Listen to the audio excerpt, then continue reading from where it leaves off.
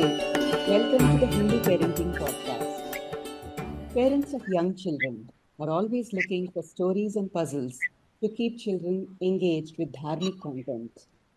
Today, we have Shreedarshan, formerly Assistant Professor at Ramaiah Institute of Technology and an author of many storybooks for children. He has written 5 volumes of Bharatiya Katha Vaibhava and 2 volumes of Bharatiya Katha Sagara, bringing together interesting stories from the Itihasas and Puranas. He has recently published a Ramayana workbook for young children with a unique format of quizzes, crosswords, and puzzles. Shreedarshan Ji is also closely associated with the Chinmaya Mission and conducts classes and workshops for children and young adults. He is also on the team of a monthly children's magazine published by Chinmaya International. Namaste, Shreedarshan Ji. It's a pleasure to have you on our podcast. Namaste, Rekha ji, and Namaste, Shalini ji. It is indeed an honor and a pleasure to meet you and to talk with both of you. Likewise, today being the auspicious day of Guru Purnima, for listeners who are not very familiar with Gurudev, Swami Chinmayananda, I'd like you to start with a brief introduction to Chinmaya Mission and its activities. Puji Gurudev Swami Chinmayananda is the founder of Chinmaya Mission. Puji Gurudev obtained his sannyasa diksha from Swami Shivananda Ji Maharaj of Divine Life Society and also got Vedanta Diksha or a higher spiritual knowledge of Vedanta and scriptures from Tapovanji Maharaj of Uttarkashi.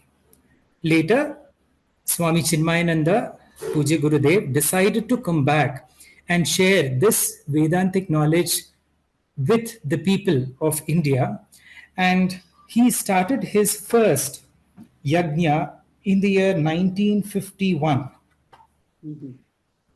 So 1951, Pune was the first yajna which Puja Gurudev started, and the title was Let Us Be Hindus. So he started the yajna in December 31st, 1951, and it went on for 100 days. And this continued. So there was no looking back. So after Pune, various yajnas were conducted across the city, and then Puja Gurudev took this Vedantic knowledge across the globe to the West, to Europe, and other countries likewise. And apart from that, for the children, Balavihars were started. For the youth, the Chinmaya Yuva Kendra was started. To study the scriptures, Vedantic courses were started at Sandipani Sadhanalaya in Mumbai. And we also have study groups for the adults, Devi group for women, and many such activities which happen in Chinmaya Mission. And also, I would like to inform all the listeners that the next year is going to be the 75th year of Chinmaya Mission, and a lot of activities are being planned at every center of Chinmaya Mission. I remember seeing a movie on Swami Chinmayananda's life story, and it made a big impression on me a few years ago because I think he had a rather unusual journey. He started off as a skeptic and, he totally transformed not only himself, but he has had such a major effect on those Hindus who are sitting on the fence, not knowing which way to turn. I think the work he has done has been phenomenal in bringing many Hindus back to Hinduism. Yes, you're right, Rekha ji. The movie is The Quest. I guess it is available on YouTube for people to watch and to know about the history of Swami Chinmayananda and the activities related to Chinmaya Mission. There is a book, he did it, which is a part of Mananam series released by the Chinmaya Mission. It's a wonderful book. I guess a wonderful book for every Hindu to read and know how one single individual managed to achieve so much in just a lifetime. Yeah, we are grateful for people like this. Shreedarshan ji, we'd like to know how you switched your career, so to speak, how you came from a totally technical background as a professor of electronics and communication, right? Into the spiritual side, and now I think you are full time into writing stories and doing all the spiritual activities. So, how did this transformation happen and why? No, even while I was working, we were associated with Chinmaya Mission on and all the other activities, because our association with Chinmaya Mission is from 1958. That is my grandfather, our Govind, who met Pujya Gurudev. And my mother has served Pujya Gurudev Swami Chinmayananda as his secretary from 1987 to 1993. And I was named by Gurudev. So it was he who named me Sri Darshan. So I have been involved in the Chinmaya Mission activity, I should say. And this just happened, even writing books just happened. Of course, I still do teach children. I do take classes, math classes for children. Okay. Yes, but I was actually looking out for a change since 2018-19, and then finally I decided to quit Ramaiah. So it Okay. just happened. Yeah, I guess you're following your passion in many ways. Your books are beautiful, and Thank you so the much. service is absolutely needed and very, very valuable for our Thank, community. thank you, Rekha. Moving on to your stories, I see that there are many stories in your books for children that are rather unusual. You seem to be taking incidents that children would be interested in and narrating a story around that. For example, you have things like the origin of Sri Venkateshwara Suprabhatam, Bhima meets Hanuman, the fire touch Rakshasa, Bhasmasura. I like the titles that you have given also. There are things like Krishna and the peanut diet. So, how do you come up with your titles and how do you select your stories?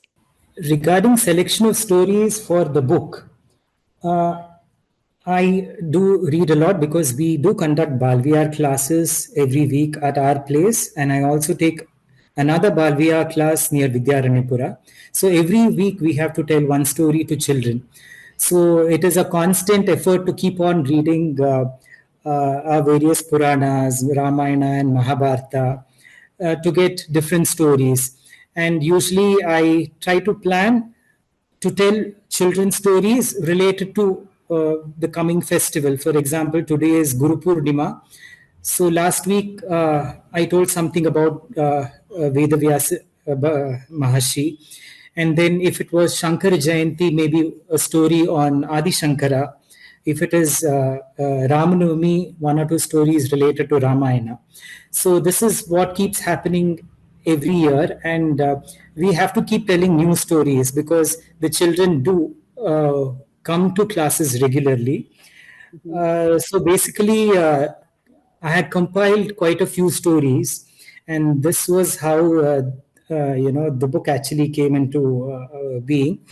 For the book, I have actually selected assorted stories, a few stories from the Ramayana, from the Mahabharata, from the Puranas, few stories about our saints, not only South Indian saints, but also saints of different from different states. So it's just a mix and match.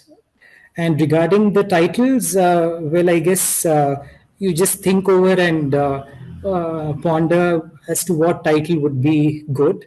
And I also have a discussion with my mother, and finally we come up with a good title. Okay. I mean, just to push you a little bit more on that, how come you came up with the title of Krishna and the Peanut Diet? That's an interesting title, actually.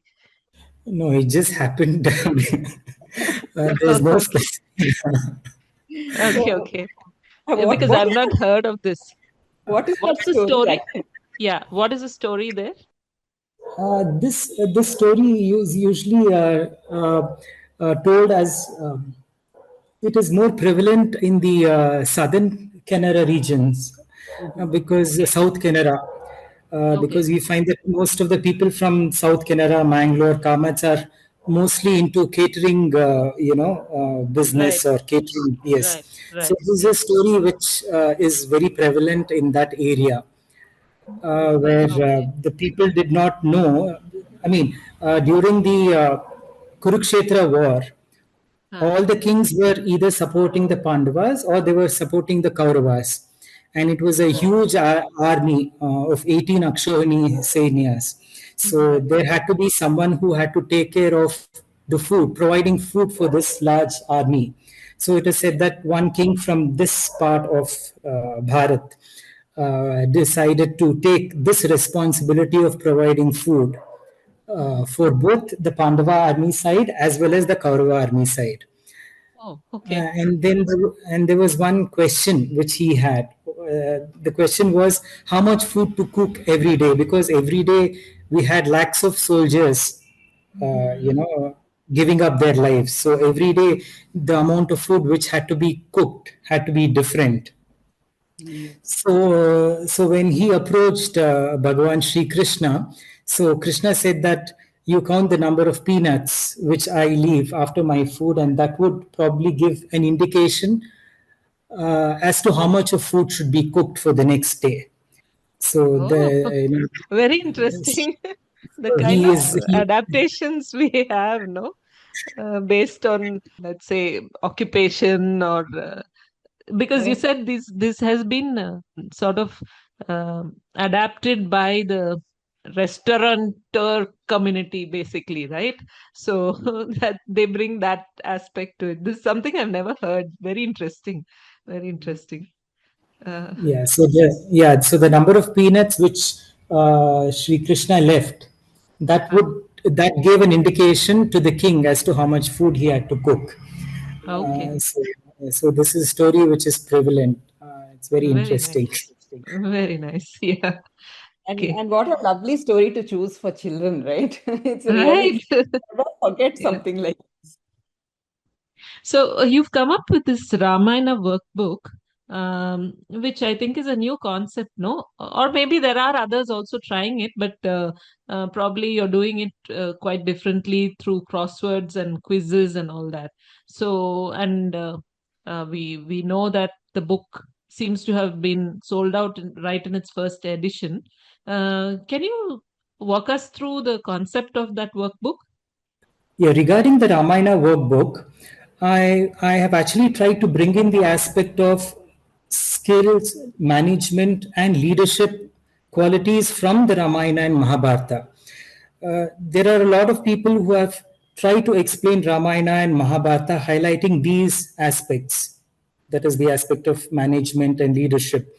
There is a lot to learn about management, leadership skills, etc., from these two sources of history, I should say. And having compiled a lot of it, I was wondering how I could bring in these concepts to the children, especially the high school children and the college students. And last year, I gave it a try in the year 2024 summer vacation. So I conducted a 5-day workshop titled Management Leadership from Ramayana. So, bringing in aspects from the Ramayana and how we can, and how these aspects from the Ramayana teach us management, helps us to develop management skills, leadership qualities, etc. And I had a very good response. I had about 55 plus children, and we had about 10 parents attending the workshop. And even this year, I wanted to do this workshop. And on those lines, I created this Ramayana workbook. So this workbook has a mixture of, puzzles, quizzes, crossword, fill in the blanks. Um, what do you say?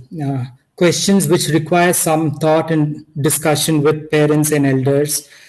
So I have based this Ramayana workbook on Valmiki Ramayana, and it was very well received. And as Shalini ji pointed out, it's almost been sold out, and the next edition has gone for reprint, I should say. And I've also added a few more questions and a few other details for the revised edition. So I've really got a very good response. And there have been requests from parents for me to create such a workbook on Mahabharata and on Bhagavad, the life of Lord Krishna and Bhagavad Gita. So let us see how it goes. Yeah, I've seen the book, and it's absolutely amazing in terms of how the content can actually engage children. So I'm not surprised that it sold out, and it got noticed. And I would say congratulations to you. And also, probably these books are one of the reasons that you've been now inducted into the team for Balavihar International Children's Magazine. So, what is this magazine for those parents who would like to make use of that resource as well? What is in the magazine? Is it a monthly? And how can they access? How can they get this magazine for their children? Yes, you're right, Rekha ji. This is one of the reasons why I actually got inducted into the Balavihar magazine team. I had sent this Ramayana workbook to Pujya Swami Tejomayananda ji, and he was so delighted and happy to, see the workbook. And he had actually called me to Mumbai, and then he said that why don't you be a part of the Balavihar magazine? Balavihar magazine is a monthly children's magazine from Chinmaya Mission. It has a collection of stories, quizzes, fun games, and then stories about our saints. It's a mixture of everything, and it's really wonderful. A must read, I should say, for every child. And those who would like to subscribe, they can subscribe. They can go to the Chinmaya Mission website, and then they can subscribe for the magazine. The subscriptions are pretty reasonable. We are talking about the physical copy, or is it also available online for those who, I mean, it's a way online is accessible in all countries, right? So I'm just wondering about that. I don't think they have an online version, but it's a physical copy, and the copies are sent both in India and abroad also. So those staying abroad also can subscribe to the Balviar magazine. Oh. For India, I guess it is 400 per year. It's a monthly magazine, and USA and for abroad, I'm not sure.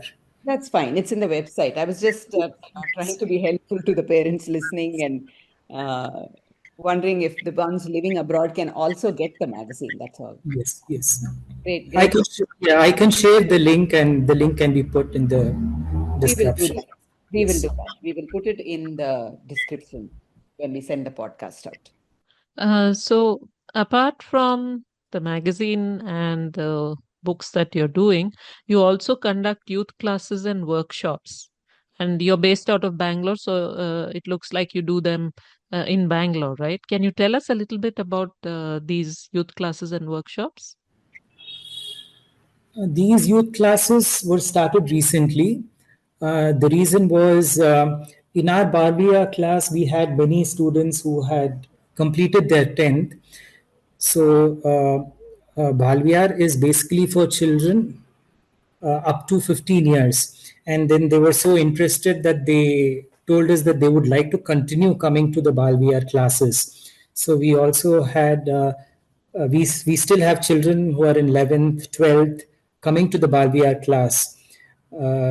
So me, myself, and my mother, we thought that these children should be told something higher, something high. Because every class they just come, they sit, and they listen to the story. So we have to give them an opportunity to know something more higher, something more serious, rather than just telling a story every week. And that is when we started these youth classes. So currently in the youth class we have Yaksha Prashna, which is one segment, and the other segment is Introduction to Bhagavad Gita.